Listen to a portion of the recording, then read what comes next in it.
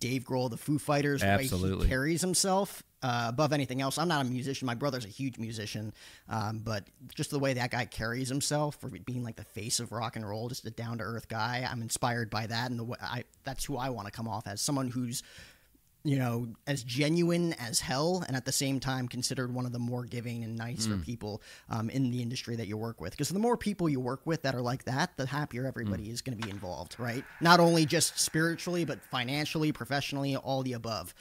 So all of my idols, when I was 17 years old, were in their 40s and 50s. So I carried myself as a 40 or 50-year-old. And it just clicked with me like a couple weeks ago. I'm like, that's why I act so old and people think I'm older. Because all of my idols that I look up to and I try to, you know, duplicate myself after are all in their 40s and 50s. So I think that's why I'm mature. And I've always been intrigued by that space.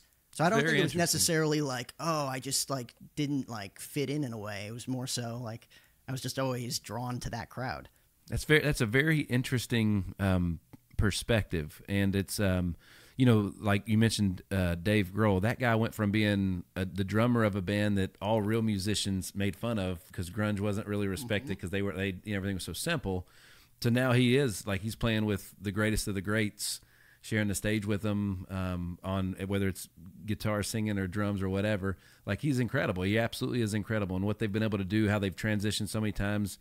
Even losing their drummer this year and everything else, like, but there's you still see him. He's on stages. He's still doing stuff. It's cool, man. It's crazy. I actually you mentioned, you know, Taylor Hawkins, rest in peace. I got a chance to meet him too a little bit earlier this year. So this is the main thing that I love about my job and what I do is that at the end of the day, like, someone asked me on a podcast a couple of weeks ago, like, who is Jack O'Hara? And I'm like, oh wow, like that's a pretty deep question. Simply deep. It's like, I'm a storyteller. You know, I'm a storyteller who really doesn't, you know, give two Fs about what anybody else thinks. I'm going to do it my way. That's important to me too. Because even like on ESPN, like, I wouldn't necessarily say I fall in line. Like, obviously there's certain things you got to regulate, but like, I have my own style of what I want my voice to sound like, as opposed to mimicking someone else or being like, I want to be the next Bob Costas. Like, why would you want to be the next Bob Costas when you could be the first Jack O'Hara or the first Nick Hyder, you know? So that was very important to me. And then being a storyteller, I'll get to that story. Foo Fighters were headlining an event. This was probably the second to last show they did before he passed. Wow. In Tempe, Arizona. It's called the Innings Festival. Okay. And it's hosted by Major League Baseball. So Major League former players come in, you know, and that's where I get my credential. I interview everybody. And I got a chance to meet Chris Shiflett and Rami Jaffe from the Foo Fighters backstage. And they're just like, oh, you want a T-shirt, man? T-shirt Taylor. And Taylor was like giving away all these T-shirts. So he's like, yeah, absolutely, man. Threw me a T-shirt. I'm like, oh, thanks so much, man. Big fan. And then I rushed back because I only had a few minutes to really get to talk to people in catering. And I throw on the shirt immediately, and it's like up to here on me, like a tank top. I'm like, it's a woman's large. Like, what am I going to do? So the girl that came with me that night, I just gave it to her.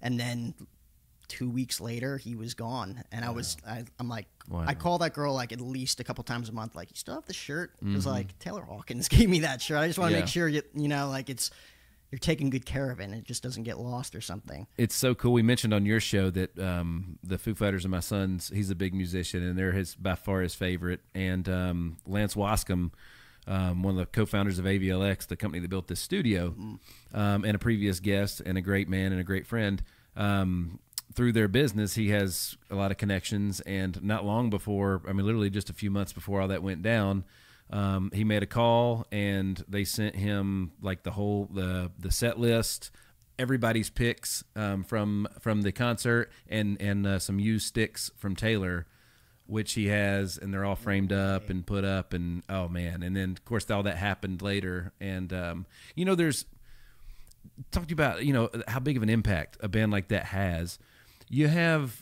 There's certain parts of your life where like, I will never forget where I was standing when I heard about 9/11 for the first time. Yeah. You know, I will never forget where I was in my car when I read on Instagram from the Foo Fighters that Taylor had passed for the first time. I'll never forget that. I was the same way, because you talk about like huge deaths like that when it comes to people that actually inspire you. Like, your son's probably the same way. I'm not a musician, but I'm such a big fan.